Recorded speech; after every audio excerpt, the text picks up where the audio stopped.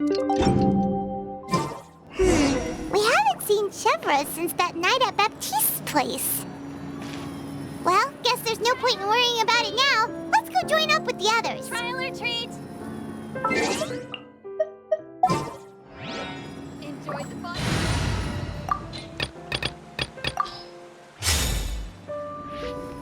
Happy Fontanalia Festival.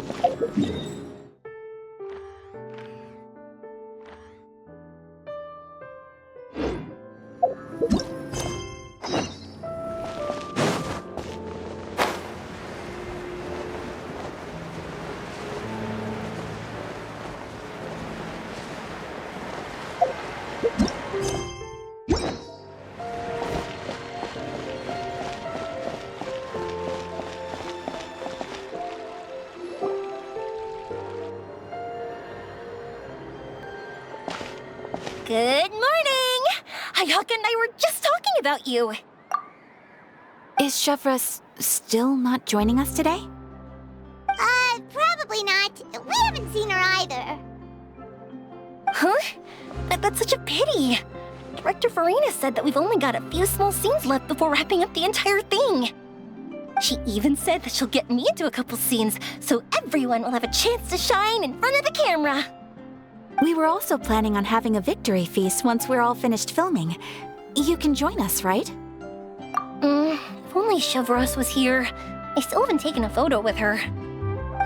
I'm afraid that can't be helped.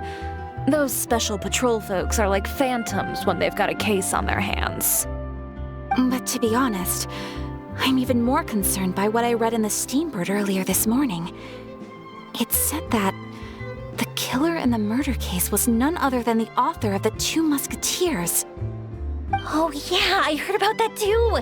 He came forward and confessed his crimes, but gave no explanation as to why he pulled the trigger.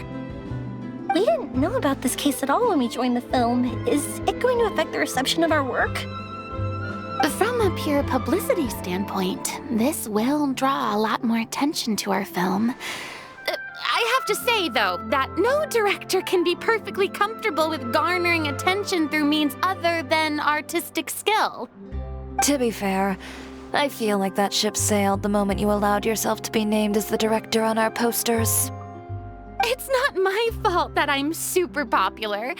What was that saying again? My popularity has, Sunk to an all-time low? spread to the 4 corners of Tibet.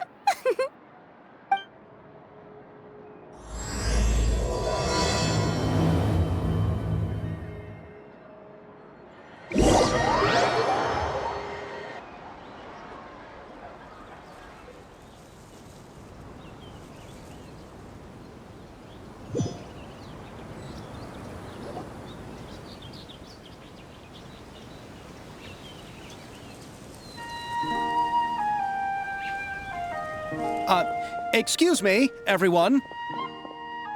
Xavier! Feels like it's been ages since we last saw you.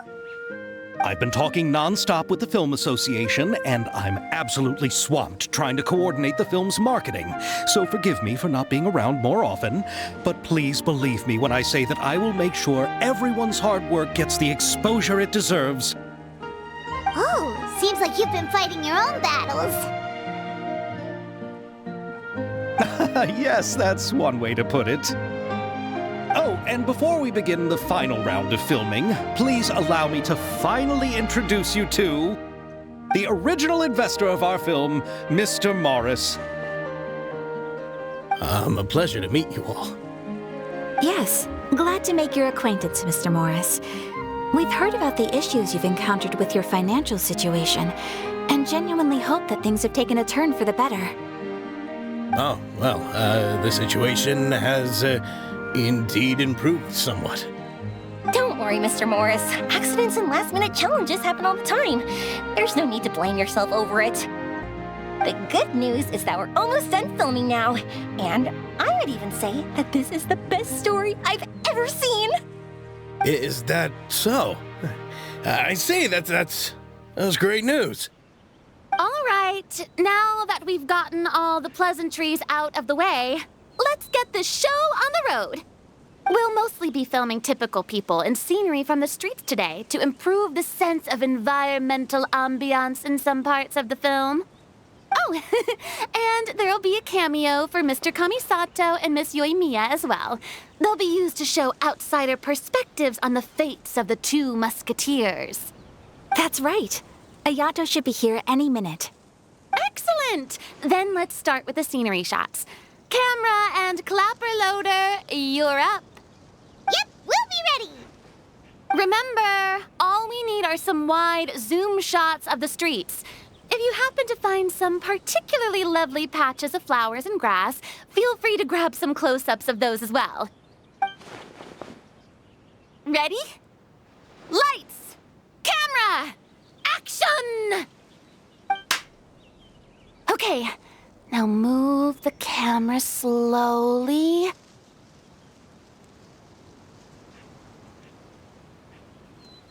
Try to focus on that flower. What's wrong? Just adjust the focal length a bit. Something the matter? Huh? But wasn't it working fine for all the days before? Veronique, can we try a different camera? No problem. How about this one? All right, let's give it another try. Lights! Camera! Action!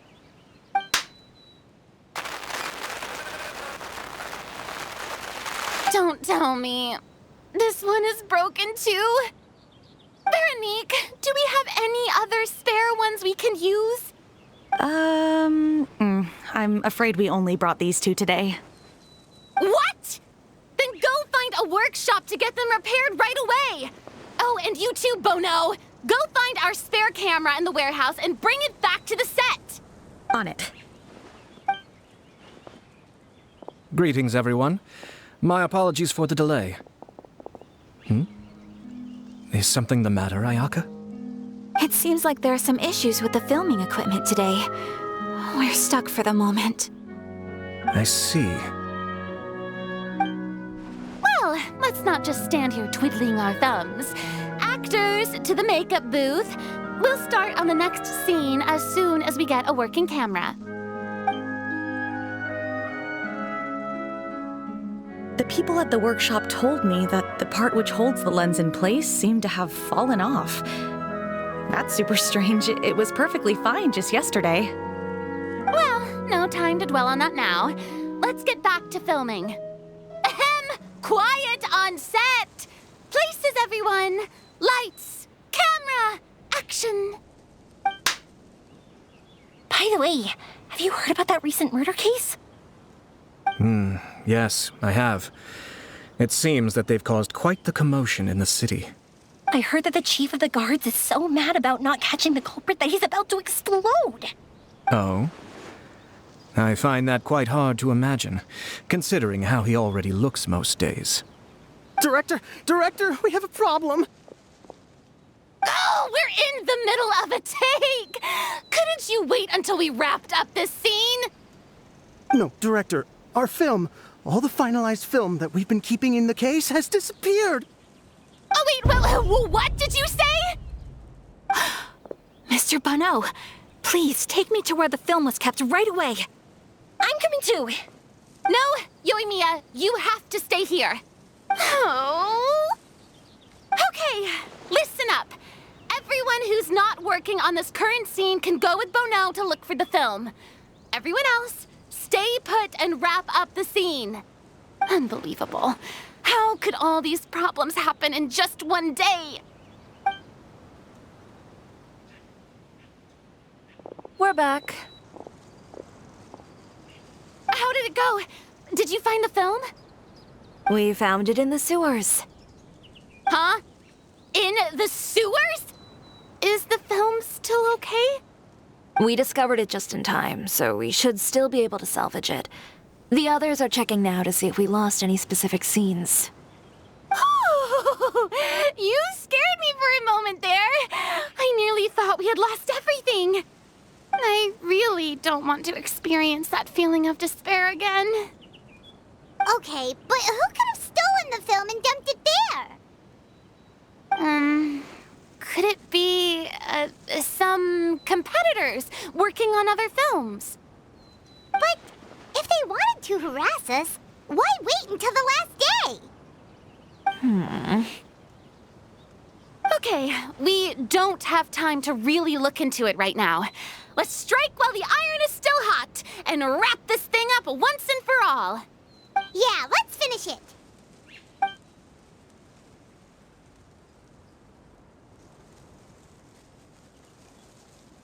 I would like to officially announce that our entry to the festival, The Two Musketeers, has now concluded filming!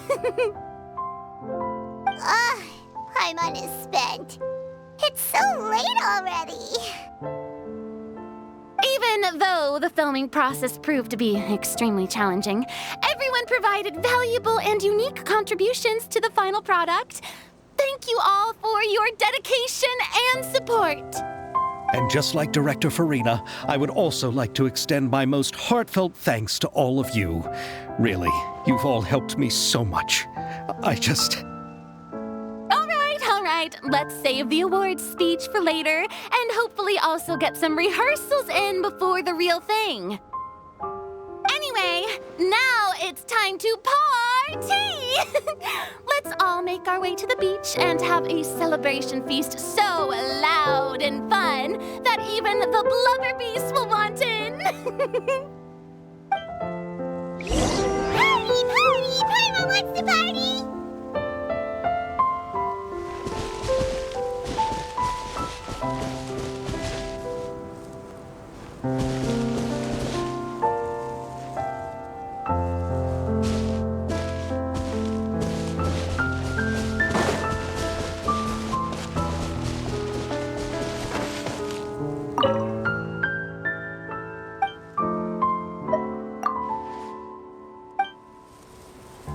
A camera can't imitate the stroke of a brush.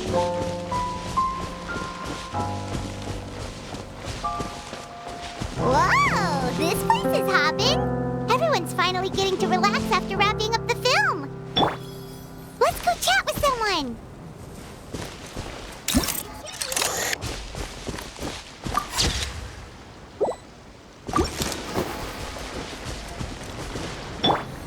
Have you ever seen a fireworks show, Mr. Morris? It's pretty amazing. I'm afraid I haven't, but I'll take your word for it.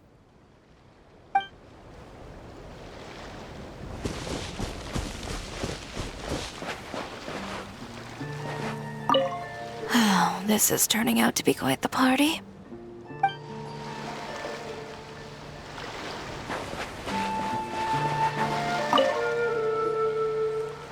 Ayato! How's your work been going? Everything went rather smoothly. Thank you for your concern. Ayato told me that we've already confirmed the dates for some Inazuma Fontaine cultural exchange events. So the next time we visit, we'll be doing so in our capacities as the representatives of the Yashiro Commission. Oh, that's great! Then maybe Paimon will be able to find Fontaine detective novels in Inazuma from now on!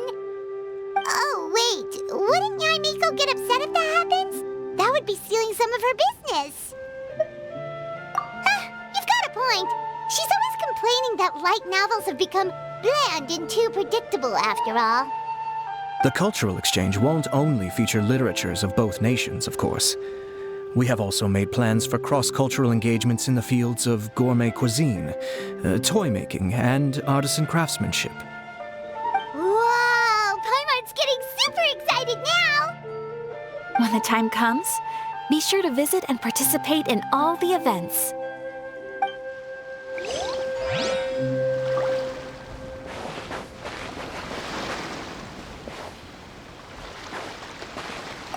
I was thinking, if this film turns out to be a success, could I ask the two of you to stay and be a part of my crew? Of course, I'll definitely increase the pay for next time. I'd be more than happy to, Mr. Xavier. Thank you for the offer, Mr. Xavier. But I've made some plans to go on a journey to the other nations once the festival is over. Is that so? Well, then in that case, bon voyage, Miss Veronique. Please feel free to get in touch once you've returned to Fontaine.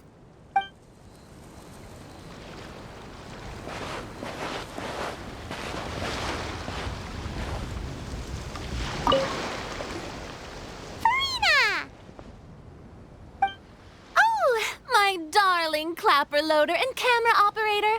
You've both worked really hard.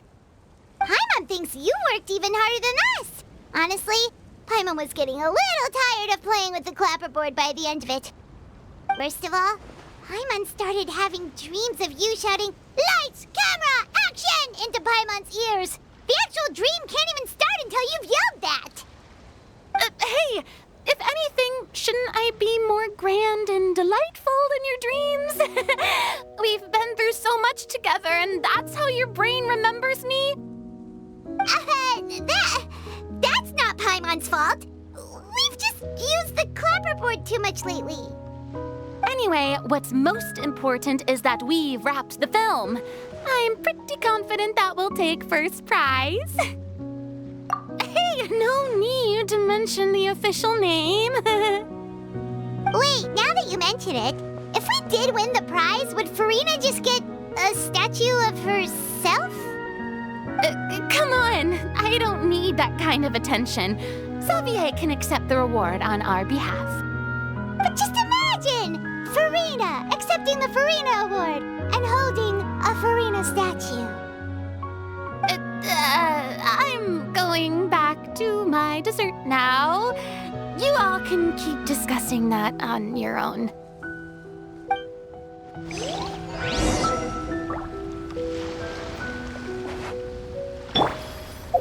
Hold that pose!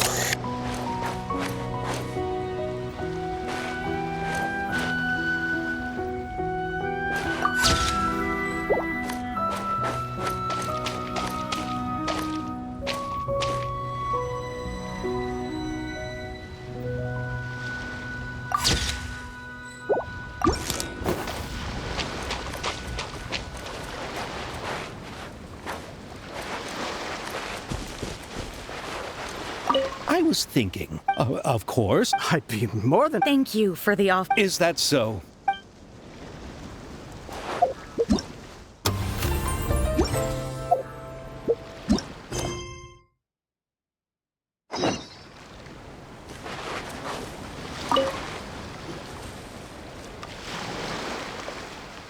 Cheery! Hey, you two. Are you not really into these kinds of big social occasions? Not particularly. But this is still better than Fontaine Fashion Week. But if this film becomes a big hit, people will definitely come flocking to your shop. Yes, that's highly likely. As long as the film can premiere as planned. Are you still worried about the case? That and all the obstacles we had to face today. You're right.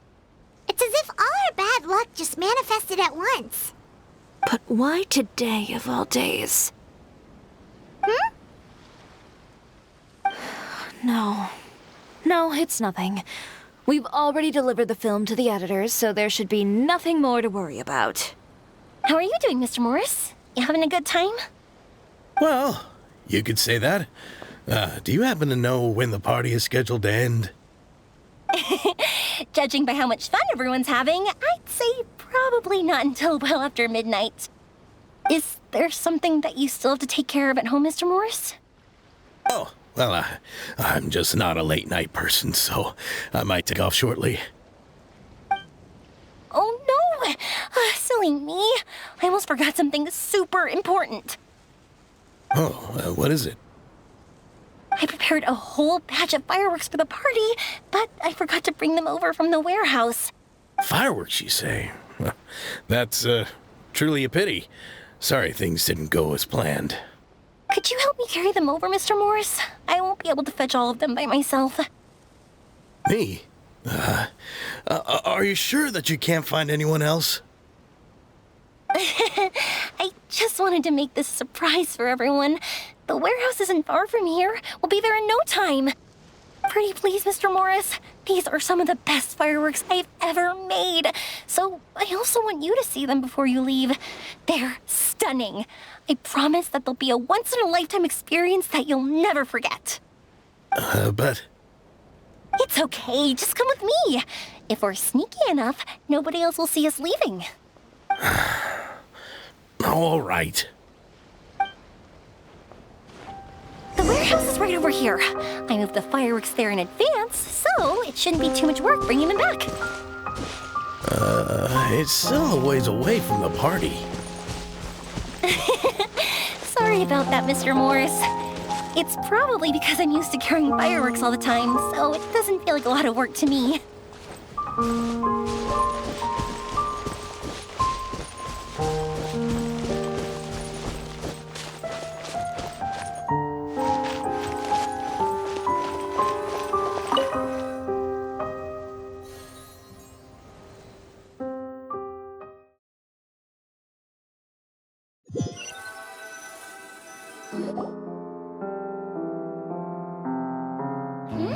It's dark in here. Wait here, Mr. Morris. I think the light switch should be somewhere over here. Why did I have to get roped into this? What was that?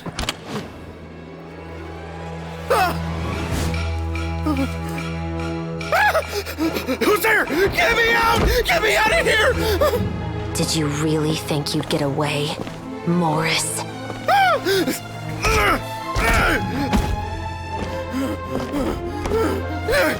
You've got the wrong guy. It wasn't me. I'm not the killer. You know, Eliza died a far more heroic death than this. She fought your assassin to the end, to save the children she had hidden beneath the floorboards.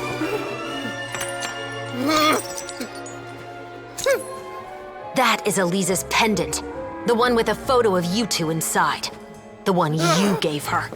Ring any bells? It's a fake! It has to be! There's no way! No way your assassin didn't destroy it, you mean?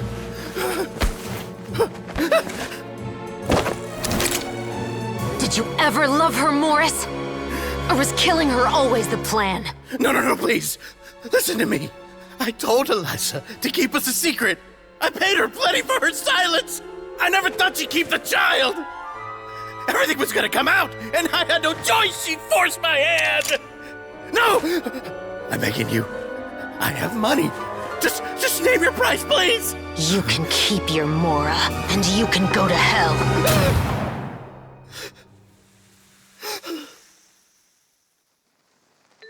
I'm Captain Shovraz of the Special Patrol.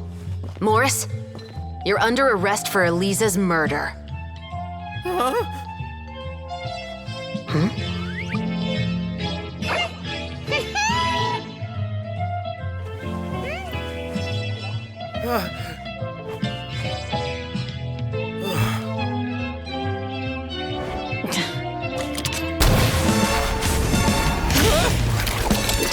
You're under arrest too, prop manager Veronique.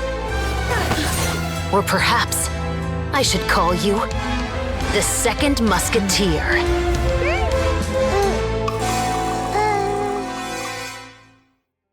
Wait, what's going on? This wasn't in the script. Drop the gun, Veronique. Why? Why would you keep me from exacting revenge on this heartless monster? Drop your weapon. This is my final warning.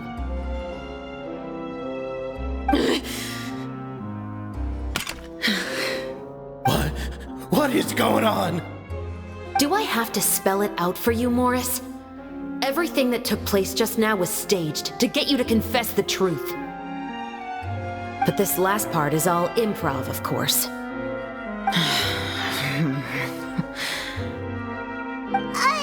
Shivers, you told us you wanted us to help you stage a play.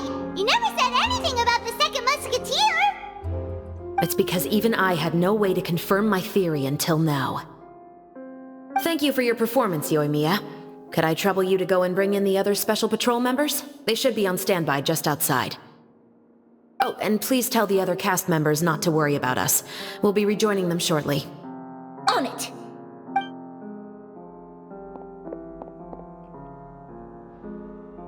So what do you think, Morris?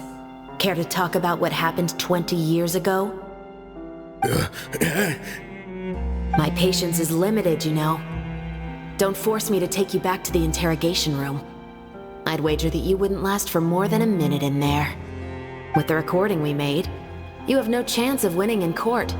Cooperating with us now is the most practical move.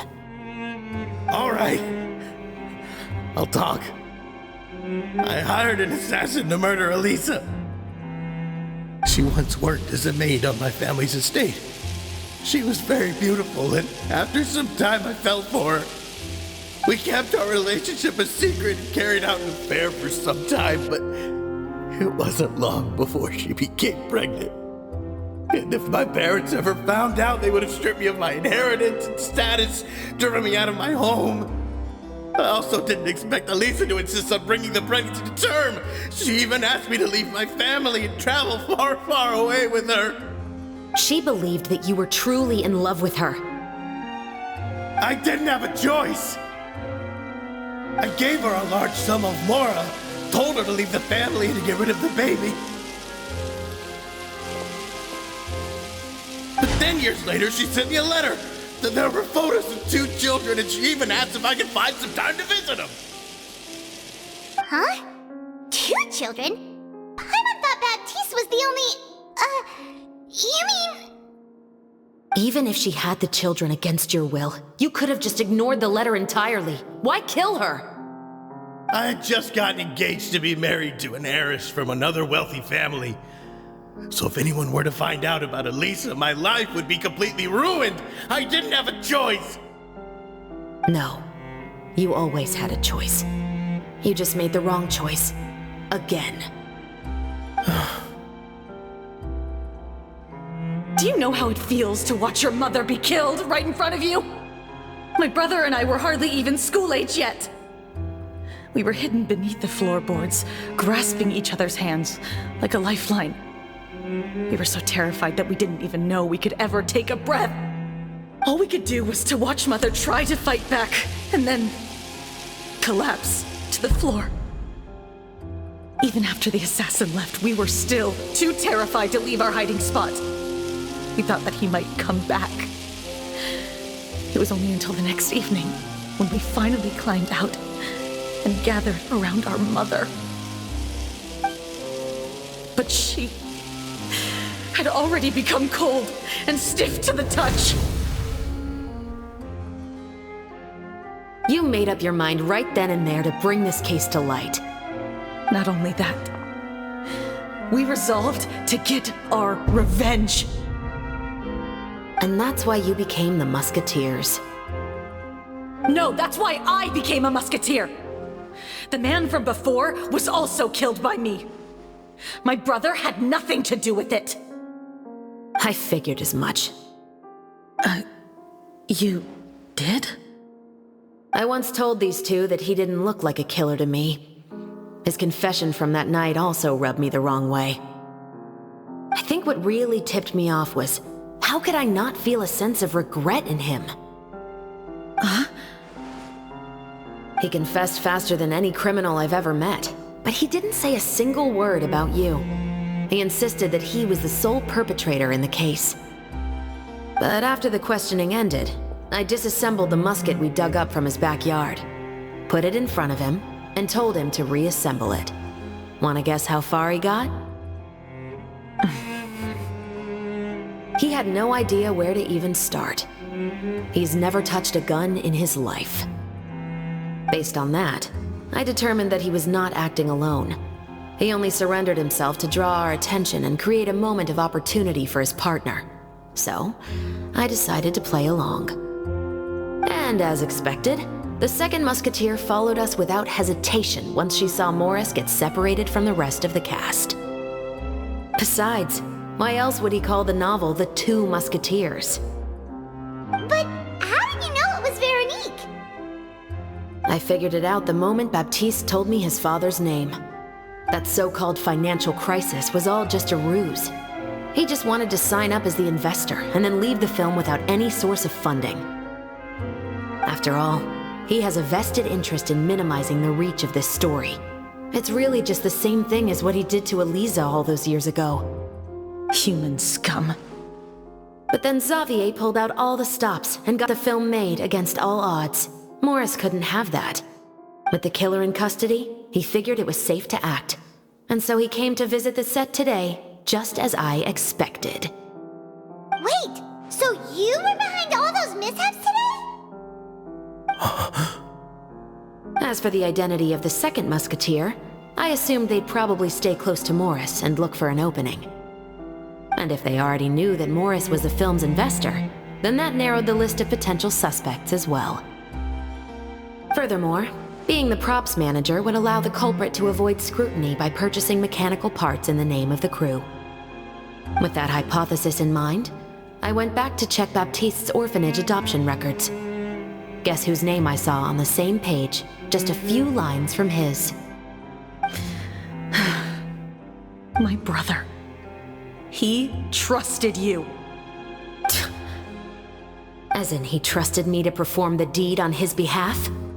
He trusted you to stand on the side of justice. I am. I thought you could do it as well. Oh, the look on your face when you told him to go to hell. I really thought you'd put a bullet in his brain. You know what he has done. Are you telling me that you'd rather see him spend the rest of his life living like a king in the fortress of Meripede? I will never be able to forget the feeling of my mother's cold, lifeless hands. And you would call this ending fair? Is this what you call justice? I won't lie, Veronique. I did hesitate when your brother first told me about the truth. I wondered. I agonized over whether I should really put a bullet in his head. So why don't you? Because that should never be how justice is carried out in this world. Perhaps, to you, justice is simply reciprocated, an eye for an eye, and a life for a life. But everyone has their own understanding of justice. If everyone were to pursue their own definition of it, there would be no more order in this world. Today, you'll kill Morris, and tomorrow, his children may come for you. The world cannot render judgments based on a desire for revenge. That will only lead to a cycle of revenge, as well as the destruction of order and civilized society. Fontaine is founded on a set of laws and a standardized code of justice. That is why we are the nation of justice. But with all that said, I will promise you this. Morris will not lead a cushy life in the fortress of Meripede. Chevreuse, the rest of the special patrol is here. Thank you so much, Yoimiya. Letelier, Terena, please take them away.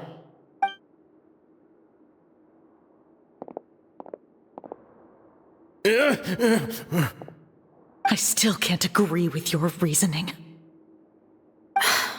I know. Justice has not been delivered. At least, not today.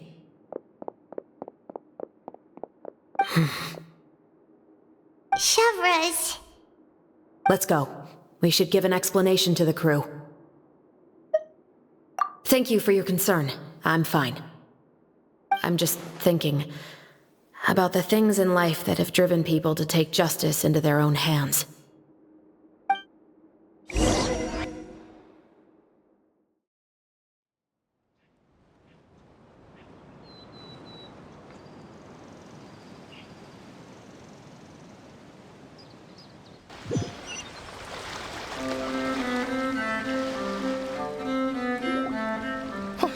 Who would have thought Morris would turn out to be... I'm at a loss of words. How could he have done something like this? I'm just glad that you're all safe and sound. Who knew that such a labyrinth of cases would be behind this story? Well, what should we do now? We have a finished film, of course, but should we still go ahead with the premiere? What do you mean? Shouldn't you be even more motivated to spread the word now that you've learned the truth? Chiori is right. I'd also like more people to see this story for themselves. But the real ending of the story seems to have deviated somewhat from the one in the script. Is that still acceptable to you, Miss Chevreuse? The call is yours. We still have time to reshoot an ending if that's what you'd like. No, it's fine as is. I like what we have for the catharsis. Romanticism is what gives works of art their appeal. Fiction is able to explore means of restitution that could never work in real life. Just like the real world, the world of stories also has its own set of rules and justice. These different possibilities are what initially drew me to reading in the first place. Sounds good to me. I support your decision. What about Veronique? Will she be okay? She will soon face her judgment alongside her brother and Morris. If I had to guess, they'll probably all be sent to the fortress of Meripede. I'll make sure to give Risley a heads up about it. Oh, you mean that kind of heads up? Exactly. Ahem. All right, then the matter's settled. Now that everything's been taken care of, there's no reason for us to keep looking all gloomy and grumpy. Let's get back to the feast and enjoy each other's company. We'll be starting the post-production process tomorrow. You should join us, Chevres. You missed the first few hours of the party, didn't you? All right. Count me in. Then I'll wait for you over there. There's still some good news that I'd like to share with Chevres. Traveler, Paimon, could you wait for me by the sea after the party ends? I'd like to go on a brief walk with the two of you. Thank you very much.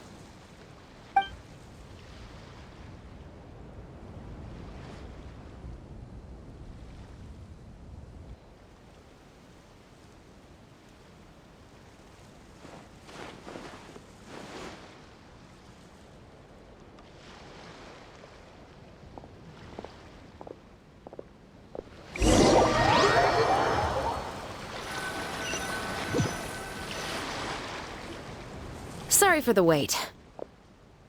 Oh, we weren't waiting long at all. Is there something else you wanted to tell us? No, I don't have anything new to share. I just felt that since you were my investigation partners, I should have another conversation with the two of you. Traveler, how would you have responded to Baptiste's request if you were in my shoes? Is that so? Well, thanks for sharing. When I was young, my father often took me here to swim. We'd come rain or shine, even when it was freezing cold. He told me that swimming was the best activity to train one's strength of will. You could never give up before reaching the shore, especially when the water was cold. Oh? Why's that? Because the moment you give up would be the moment you die. At that point, I still hadn't received my vision. One winter, the chilly wind felt almost like knives on my skin, and the seawater was so frigid that it numbed my toes the moment I stepped in. I cried and begged my father to spare me from having to swim across, but he wouldn't listen. He used to be a member of the Special Patrol as well. You could say it was his way of educating his children. That sounds awful. When he saw that I wouldn't stop crying, he just picked me up and tossed me into the icy water. The bone-chilling cold took away my senses. I couldn't feel anything but fear and rage. I waited for my father to save me, but one look and I knew he'd already started swimming for the opposite shore. I realized that if I were to give up, I really would die right then and there. I used all of my strength to try and catch up to my father. Those few minutes felt longer than my whole life up until that point. I did, however, make it to the other side. I've never felt afraid about anything in my life after that, nor have I ever cried again. That way of teaching would have never worked on Paimon. Yeah, I don't think that was the right method for anyone. It's just that, working now as I am in the pursuit of justice, I still sometimes feel like I've been tossed into that winter sea all over again. The anger and the helplessness. Chevres. But the worse I feel, the more I know to never give up. The alternative would be to forever lose myself among the waves. Anyway, how about a race? Neither of us will drown, but we can still see who swims faster. You guys go ahead! Paimon will grab the clapperboard to mark the start of the race.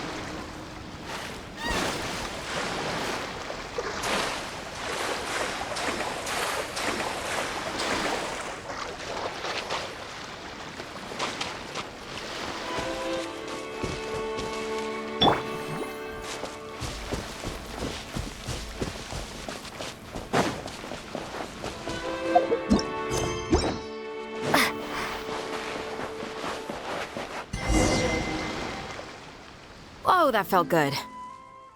You were so fast in the water, Chevres. You were swimming even faster than Paimon can fly. So, about the Special Patrol, did you join because of your dad?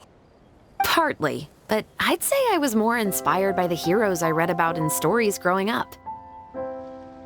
Oh, so it's due to your love of stories.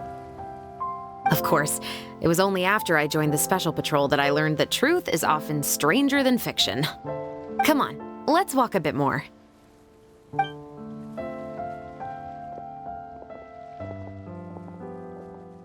To be honest, I do sometimes question whether the decisions I make are the right ones. But I know that no matter what, I must keep swimming. Because the only thing I've got my eyes on is the shore in the distance.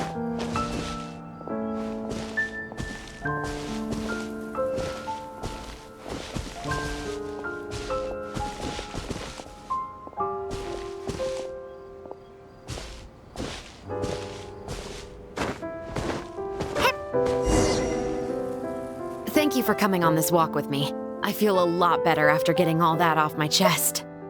Huh. We're nearly back at Baptiste's house. Huh. You're right. I didn't realize we were so close.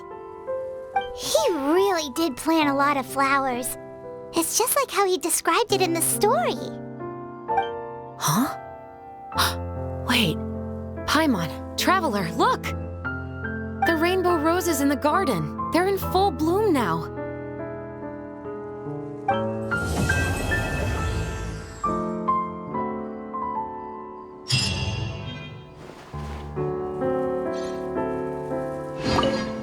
Even though it's a bit late, I must thank you for investigating this case with me.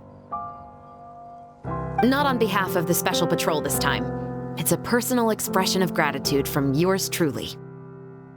Oh, you want to hear more about my father? To be honest, I didn't spend that much time with him. He was always busy with the Special Patrol, so he would often return home really late at night. Some nights, he didn't come home at all. Once, he didn't come home for a long time, maybe a whole week or so. When I went out to buy food, I learned that he had become a criminal, and by extension, that made me a criminal's daughter. But we can talk about that another day. I actually have a lot of sympathy for Veronique and Baptiste. I can understand the hatred they feel for their father. But that doesn't mean I'll allow them to walk the path of evil, even if it might lead to another sense of justice. Films are different from the real world. They're a form of art and represent the wishes in people's hearts. I adore the two Musketeers, and I'm very happy to have had the opportunity to act the role as one. I can't wait to catch the film when it premieres in the Opera House. I'm looking forward to seeing the audience's reaction to the climactic ending. Thank you for looking out for me. I'll see you at the award ceremony. I'd be very surprised if we don't win.